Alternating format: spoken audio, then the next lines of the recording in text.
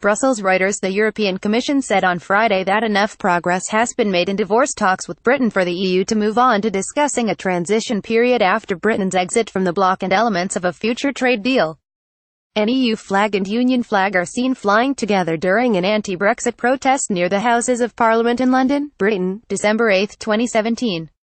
REUTERSToby MelvilleBelow or draft EU guidelines on which talks about the transition and future are to be based, to be approved by European Union leaders next Friday. Today the Commission has stated that, in its assessment, sufficient progress has been reached in the first phase of negotiations.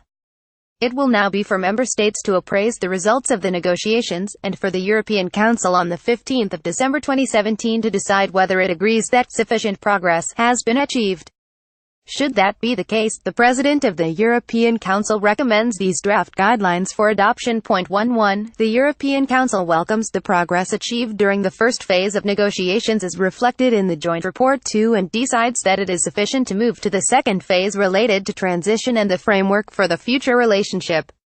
It calls on the Union negotiator and the United Kingdom to complete the work on the issues pertaining to the first phase, to consolidate the results obtained so far and to start drafting the relevant parts of the withdrawal agreement.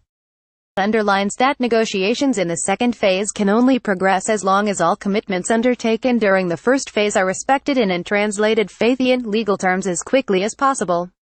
2. In the negotiations during the second phase, the European Council guidelines of the 29th of April 2017 continue to apply in their entirety and must be respected.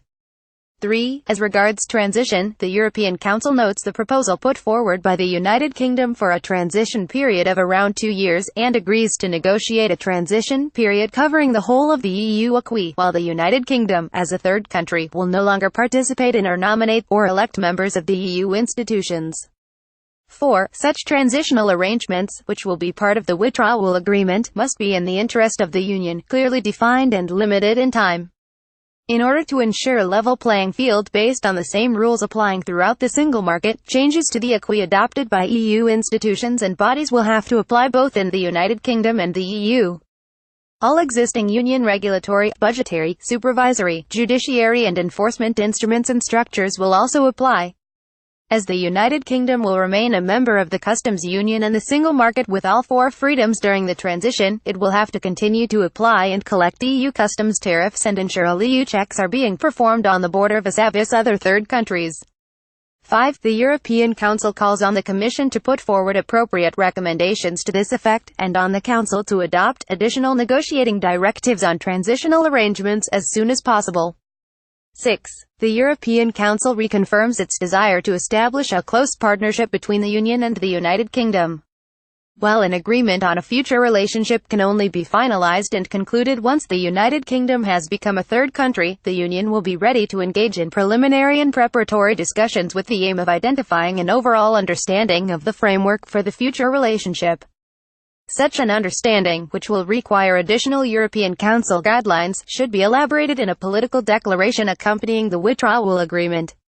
7. The Union takes note that the United Kingdom has stated its intention to leave the customs union and the single market after the end of the transition period, and the European Council will calibrate its approach as regards trade and economic cooperation in the light of this position so as to ensure a balance of rights and obligations, avoid upsetting existing relations with other third countries, and respect all other principles set out in its guidelines of the 29th of April 2017, in particular the need to preserve the integrity and proper functioning of the single market.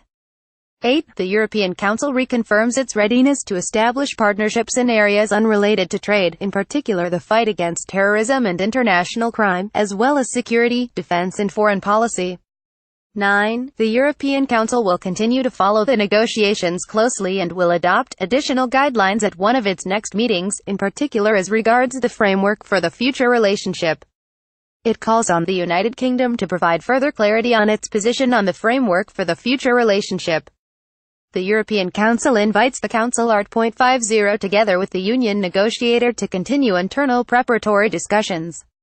Reporting by Gabriela Bazinska and Jan Stropczewski or Standards The Thomson Reuters Trust Principles.